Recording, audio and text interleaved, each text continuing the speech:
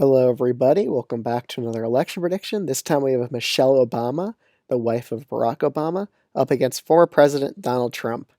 So, Michelle Obama, her running, it's a huge if. She stated in a lot of interviews that she has no interest in running at all, but in the Democratic primary polls where they include her, she's leading in first place in nearly all of them. So, yeah, she will be a serious candidate if she decides to run in the future. And this scenario assumes that Biden drops out and she does decide to run for president. I really do think she would be a huge threat just because of that Obama last name. It'll bring back a lot of Obama nostalgia voters. She actually has a pretty high favorability rating in terms of the first lady. So, again, she has a real legitimate shot at being a pretty much a top tier presidential candidate. I really do think she would get a lot of black turnout out that we haven't seen since Barack Obama when he ran for president. She'll definitely boost that turnout level. And she could probably win back a decent amount of Obama Trump voters back from 2016 to 2020. There's a fair amount of Obama Trump voters. So, again, she has a huge shot at winning. And before we get into this video, if you're not subscribed already, you should totally subscribe to the channel. Highly recommend it, especially if you enjoy this type of political content. But other than that, it's time to head into this video. So, for the first few states, Iowa and Ohio, even though Michelle Obama would be able to turn out a good amount of previous Obama Trump voters, maybe convince them to go back to the Democrats. Again, these states, Iowa and Ohio, they just become such Republican states over time that I just kind of doubt that their margin would change that much. Instead of Iowa being solid Republican, it would go down to likely, and Ohio would stay about as a likely Republican margin. I don't see Michelle Obama appealing to that much rural voters and populist voters. They might see Michelle Obama as part of the establishment here. So I think these states pretty much stay in the Republican column. Nebraska second, however, just due to the suburban trends, I think Michelle Obama would be able to win this district relatively comfortably. In Colorado and New Mexico, traditionally Democratic states, she'll quite easily be able to win them over 10%. Same with Virginia. I just don't see Trump having a chance against her in either of these states. She would guess most of the Democratic base out in all three of these states. The state of Texas, she'll be able to shift down to a lean Republican state just with turning out a lot more minorities, especially Latino voters and black voters, which should definitely get pretty high turnout with those voter bases here. Definitely shifting Trump's win in Texas to about a 4% margin or so. Not enough to flip the state, but enough to keep it down from going to a likely Republican margin.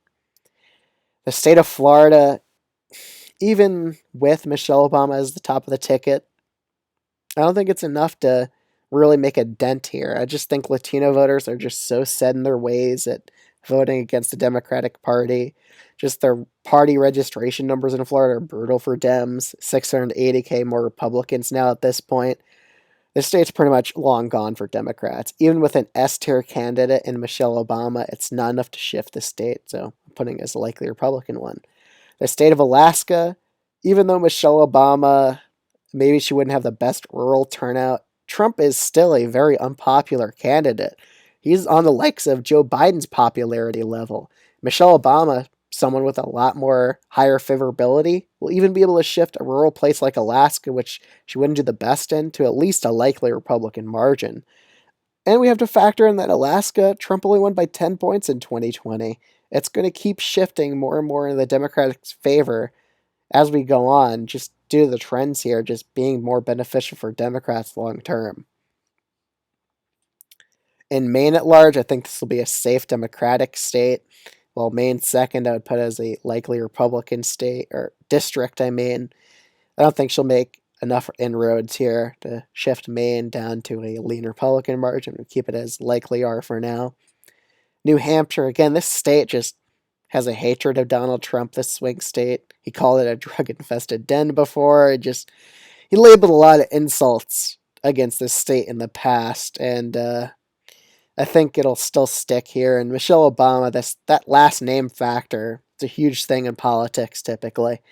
I just think a lot of independent voters will lean her way. I think she'll pretty much have a lot of policies her husband has in the past, and Obama did extremely well in New Hampshire in the past too. So I think that'll hold consistent here. Trump's lackluster performance in 2020 and the Obama last name will pretty much devastate him in the state of New Hampshire. Don't really think he has a shot there. In Minnesota, traditionally Democratic state, I think she'll perform pretty well here, probably by a likely margin or so. In Nevada and Arizona, I just think independents will side with Michelle Obama here. Again, Trump, I think Obama will just definitely hammer him on the abortion messaging in Nevada. Nevada's an extremely pro-choice state. And Arizona with McCain Republicans. Again, Trump has done a lot to anger them, and we saw in 2020 a lot of moderate Republicans in Arizona voted for Biden. And with Michelle Obama, she has pretty similar policies to Biden, pretty much like a more moderate type of Democrat like Obama was. I think she'll be able to win Arizona by a pretty decent margin, just due to her better favorability among independents as well. And we have to also factor in Democrats are gaining in party registration in Arizona. It's just going to keep trending more and more blue as we go on through the election cycles. Let's head to the Rust Belt now. Michigan, again, she'll get pretty high black turnout in the state. She'll appeal to most of the Democratic base here. I think she'll win here by a lean blue margin, and she would win over Obama nostalgia voters, which I definitely do think will be a real thing in this election. Pennsylvania and Wisconsin. I would have Pennsylvania as a lean blue state. I think she'll be able to get pretty good black turnout in this state, especially in the urban areas, and she'll be able to win over in the suburbs against Donald Trump. Again, Donald Trump isn't a perfect candidate. He has pretty low favorables, just like Joe Biden, and Michelle Obama is a widely liked figure, so she'll perform quite well in Pennsylvania. The state of Wisconsin, however, I see as a much closer race. Even though Michelle Obama would get pretty good black turnout in Milwaukee, Wisconsin, I see the little bit of the rural areas still going towards Donald Trump, and I'm putting this in a tilt blue column. Still think Michelle Obama would win it, but it'll be a lot closer than expected.